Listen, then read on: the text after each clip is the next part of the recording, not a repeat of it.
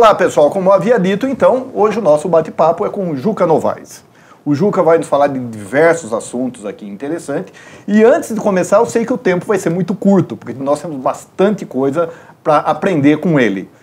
Juca, primeiramente, obrigado por você ter aceito aí para bater um papo com a gente, para falar de toda a sua história, que não vai dar tempo, eu sei, mas algumas coisas. Wagner, um prazer estar aqui, muito obrigado pelo convite. E eu acho que é importante eu falar para a comunidade avariense, né, porque eu saí daqui há muitos anos, mas nunca saí daqui, né?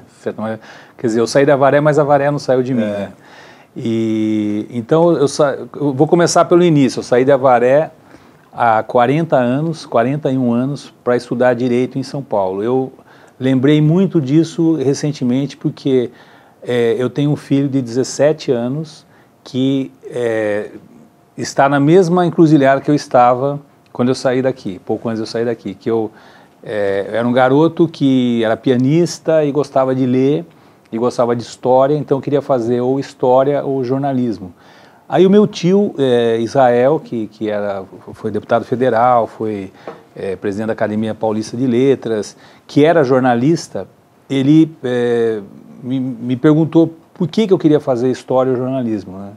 E eu, na minha inocência de adolescente, eu queria porque eu gostava de ler sobre aquilo, gostava de escrever. Daí o meu time falou, bom, mas isso aí, você quer dar aula, você quer ser professor? Ou você quer escrever em jornais, você não precisa de diploma. Naquela época não precisava. Sim. E aí ele que me sugeriu que eu fizesse Direito. E eu fui fazer a faculdade de Direito na PUC e aí então ocorreu o seguinte, eu paralelamente à faculdade de Direito, eu mantive o contato que eu tinha com a música. Então eu comecei a participar de festivais universitários, comecei a ganhar alguns festivais. E quando chegou no último ano, faltando 2 meses para eu me formar, eu ganhei um festival muito importante.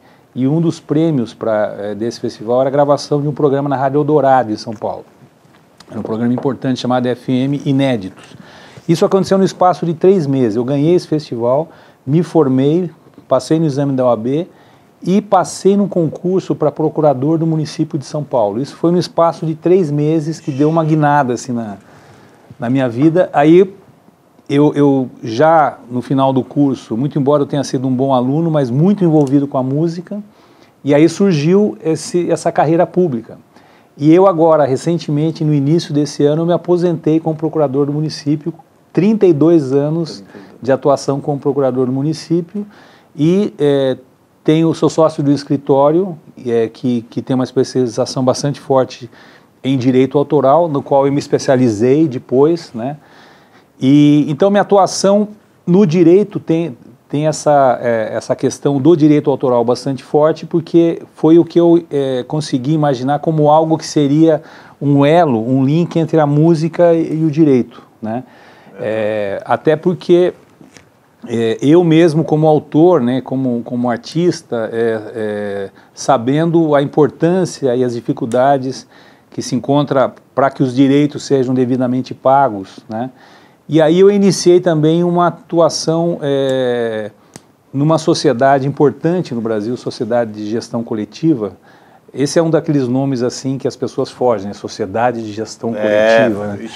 Que tem nisso. Que no Brasil tem o ECAD, que é um nome também pouco simpático, né? Porque as pessoas veem o ECAD como aquele órgão cobrador e tal. Mas o ECAD ele faz parte de uma grande composição internacional que integra sociedades de gestão, que é mais ou menos a seguinte ideia. Imagine uma pessoa que é um compositor e ele então começa a fazer um monte de músicas. E aí várias pessoas gravam as músicas dele. E cada vez mais ele tem dificuldade em controlar os frutos daquelas obras dele, né? A pessoa tocou no rádio, apresentou em show. Então, imagine o autor sozinho tendo que controlar isso aí. Então, por isso que existe a sociedade de gestão coletiva. Então, é como se ele estivesse representando o autor dentro daquela administração dos direitos dele. Juca, como que é feito esse controle? Então, é um controle que é feito através do ECAD, porque no Brasil existe um modelo que não existe em lugar nenhum. Porque no resto do mundo existe assim, uma sociedade de autores, uma sociedade de intérpretes, uma sociedade de produtores fonográficos, as gravadoras, por exemplo. Porque a lei prevê direitos para o autor, direito para o intérprete direito para o produtor fonográfico. E no Brasil também, direito para os músicos executantes, que os Estados Unidos, por exemplo, não reconhece esse direito. Então, tem várias associações diferentes, cada uma vai recolher, vai lá cobrar e distribuir os direitos relativos a cada um daquelas funções, o autor, o intérprete. No Brasil é tudo junto. Por quê? Quando foi criado o ECAD, tinha 9 sociedades de gestão coletiva no Brasil. E era um caos, porque se alguém ia fazer um show, a Elis Regina, por exemplo, ia fazer um show, ela tinha que pagar os direitos relativos àquelas músicas que ela ia cantar. Hoje em dia você vai no ECAD e paga o ECAD. Antigamente tinha 5, 6, ela tinha que ir em cada guichê pagar. Então o ECAD surgiu como uma coisa absolutamente nova que centralizou tudo. Por isso que o nome é Escritório Central de Arrecadação e Distribuição. Aquelas sociedades que já existiam, elas passaram a integrar uma Assembleia Geral do ECAD, então elas essas sociedades decidem os critérios. E o ECAD arrecada e distribui através das sociedades. É um sistema que parece complexo, mas é um sistema que funciona perfeitamente. E é claro que existem várias distorções e várias coisas a serem aprimoradas, mas a verdade é que o direito autoral no Brasil é algo que funciona perfeitamente, inclusive para exportação de direitos, porque tem muitas músicas, a gente sabe, internacionais que tocam no Brasil e os autores dessas músicas recebem, né? Então, arrecada aqui no Brasil, distribui pelo ECAD. Pelo ECAD, através do ECAD. Através do ECAD e através das associações de gestão. Deles lá, repassado. Exatamente. Então, existe uma coisa interessante que é o seguinte, o Brasil, pouca gente sabe, mas o Brasil é um dos países onde a música local é mais executada, porque nós temos 85% da música que toca nos rádios e TVs brasileiras são músicas brasileiras. Só para você ter uma ideia, no Chile existe uma lei para obrigar as rádios a tocarem 20% de música chilena. Na Costa Rica existe uma lei para obrigar a tocar 10% de música costarricense. E aqui no Brasil, espontaneamente, 85%. Então é uma demonstração assim da riqueza, da força da música brasileira, do mercado da música no Brasil, né? Mas esses 15% de música internacional são distribuídos para os outros países, né? Então é um sistema que se integra, né? É integrado internacionalmente e tem um grande órgão internacional que é a CISAC, Confederação Internacional de Sociedades de Autores e Compositores, que congrega todas as sociedades de gestão do mundo inteiro e que cria regras para que haja uma harmonia cada vez maior entre esses intercâmbios de pagamentos de autores, até porque hoje, cada vez mais, a música é globalizada, né? A música hoje tudo na internet, sim. Cada vez mais. Tem os Spotify da vida. Spotify da vida, tem tudo, o suporte físico está acabando, né? Então esse é o momento de uma grande revolução. E o vinil? Está voltando? O vinil é curioso porque existe um movimento do vinil, mas é um movimento muito localizado, né? É claro, dos apaixonados, mas é algo que já permitiu, por exemplo, que aqui no Brasil, que eles recriassem uma fábrica de vinil. Eu li isso. Porque não tinha mais fábrica de vinil, as fábricas de vinil tinham falido, mudado de ramo, e agora há uma fábrica de vinil. Por enquanto é mais uma coisa assim, mais para alguns iniciados, né? Mas você veja que a maioria dos artistas importantes, eles fazem questão de continuar lançando em CD e agora lançando em vinil também. É uma coisa muito interessante. Alguns estão falando no retorno da fita cassete, por exemplo. Que muitos aí não vão assistir, não sabem o que nós estamos falando, né? Eles não vão entender porque a gente usava a caneta Bic, né? Precisava para rodar. E aí tem até quando você falou o negócio da que uma das questões para a gente conversar é o livro que eu estou escrevendo sobre a Fanpop, porque o interessante é que quando as pessoas escreviam as músicas na Fanpop, elas mandavam fitas cassete, né? Até um bom tempo, até o 20ª Fanpop, por aí, eram fitas cassete. Aí que passaram a mandar em CD. E hoje é tudo através da internet. Tudo manda o link. Tudo manda o link, ou manda o e-mail com anexo, né? Sim, sim. Então hoje já é uma coisa completamente diferente. Para você ter uma ideia, quando nós fizemos a primeira Fanpop, ainda era governo militar. E havia uma ordem da delegacia de DOPS, que você tinha que mandar as letras das músicas para eles aprovarem. Então nós tínhamos que fazer um cálculo quando a gente fosse marcar a data do festival, porque tinha assim um prazo para as pessoas se inscreverem, um prazo para você selecionar as músicas e tinha que ter um prazo para a Polícia Federal responder. Entendeu? Porque vai que se a Polícia Federal demora para responder, imagine isso, você não pode fazer o festival. Não pode usar a música. Né? Não pode usar a música. Então é interessante, eu estava revendo alguns arquivos que eu tenho lá e as letras da música com o carimbo aprovado. Você já imagine, né? E tem gente que é favorável que vote o regime militar. Você imagina a dificuldade de toda essa tramitação, sim, a liberdade. Exato. Não tinha liberdade nenhuma. Exatamente, liberdade nenhuma, né? Liberdade de expressão nenhuma. Imagine você ter que pedir licença para alguém para você apresentar uma música no festival. Licença para pensar. Para pensar, exatamente. Né? É uma boa reflexão isso aí. Essa discussão teve bastante presente esse ano aí. Juca, e o livro? Então, o livro foi uma coisa assim que eu comecei a escrever algumas crônicas e lembrando algumas coisas da Fanpop. Eu tenho um blog, às vezes escrevo uns textos lá. Qual é o blog? Passa para nós. Juca Novaes, só procurar Juca Novaes Blogspot. Mas procurar Juca Novaes Blog vai chegar lá. Por exemplo, a famosa história do Tim Maia, né? Do show do Tim Maia, que é uma história que ficou famosa assim, inclusive no meio artístico. Eu lembro que quando eu fui contratar o Danilo Caymmi a primeira vez para ele fazer um show aqui no Festival de Avaré, daí ele falou para mim, olha, eu conheço você, da sua música, mas eu conheço você principalmente por causa da história do Tim Maia. Que está no livro dele, né? Que está no livro dele, mas contada de uma maneira assim, quer dizer, do livro do Nelson Motta. Do Nelson Motta. Mas de uma maneira assim, completamente equivocada, né? Então conta real para nós. Não, a história é um pouco longa, porque resumir a história. Tranquilo. Na verdade, a história ocorreu o seguinte, tinha uma lenda no século passado, para quem era contratante de show, você não pode contratar duas pessoas. Não contrate o João Gilberto e não contrate o Tim Maia, né? O João Gilberto porque é o cara mais complicado, mais exigente, e muita gente perdeu dinheiro tentando contratar o João Gilberto. E o Tim Maia porque ele não aparecia, ou aparecia em situação pouco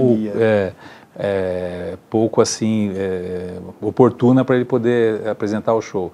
Mas eu acabei contratando o Tim Maia, porque eu que contratava os shows, eu era presidente da comissão. Naquela época não tinha celular, não tinha internet, então era tudo pelo correio, fax e telefone. E aí o artista que faria o show era o Lulu Santos, mas por questões ali do empresário, acabou cancelando o show, mesmo com o contrato assinado. Eu já tinha assinado, mas eles não tinham assinado ainda. E aí só me restou o Tim Maia. E aí eu me assessorei de vários amigos meus, músicos, que conheciam, tinham tocado com o Tim Maia, e me fizeram algumas recomendações. Por exemplo, ele teria que vir para Avaré um dia antes, porque no dia que ele viaja de avião, ele consumia o tal do famoso triatlo, que era contado no livro do Nelson Motta. O triatlo é cocaína, álcool e maconha. Né? Só que isso foi colocado no contrato que ele deveria vir um dia antes. Acontece que caiu um dilúvio na cidade do Rio de Janeiro, na véspera do festival aqui, e ele não pôde viajar, então ele veio no dia do show. E eu vim a conhecê-lo pessoalmente aqui no Hotel Vila Verde, na tarde do show, e ele estava numa situação física bastante preocupante. E tinha 3 mulheres que tomavam conta dele, uma delas a esposa dele. E aí elas me falaram, me tranquilizaram, falaram, não, ele vai dormir agora à tarde, porque no contrato o show era meia-noite, ia ter o festival e depois tinha o show. Aí eu fui fazer outras coisas, voltei pro hotel, já no final da tarde, começo da noite. E aí a líder do triunvirato de mulheres, que era a esposa dele, me falou, ele não dormiu e ele quer falar com você. Aí eu entrei no quarto e ele teve um ataque de fúria, porque ele falou para mim que ele queria fazer o show às 9 horas, né? No linguajar dele ele falou assim, brodinho, eu vou atacar às 9, ele falou para mim. E aí como eu falei para ele que o show era meia-noite, ele explodiu e começou a gritar e berrar e tudo mais. E aí no trajeto entre o quarto dele e a recepção do hotel, eu concluí que não adiantava insistir, porque era o corpo dele que estava gritando. O cara tinha consumido droga o dia inteiro, ele não ia aguentar esperar até meia-noite. Ele tinha que atacar às 9, porque senão ele não ia fazer o show. E aí eu liguei para o prefeito, que era o Dr. Miguel Paulucci, tinha a rádio que ia transmitir ao vivo o festival, que acho que era a Rádio Panorama, e daí eu liguei para o prefeito, liguei para a rádio, e nós invertemos o programa. Então vamos começar o festival com o Tim Maia, era a única solução. E aí veio a grande missão difícil, que era de entreter o Tim Maia durante 2 horas. E aí o Benedito D'Agostini, que era meu amigo, era o dono do hotel, ele sempre me falava, ó, quando você tiver alguma missão bem difícil, você me manda para mim que eu resolvo. E aí eu incumbi ele de entreter o Tim Maia durante 2 horas. E aí saiu para rodar, foi livro, ele, o Tim Maia e a Getty, que é uma produtora de São Paulo, que eu tinha contratado para cuidar do Tim Maia. Então eles foram para Arandu, foram para outras cidades, e o Agostinho era muito bom de conversa.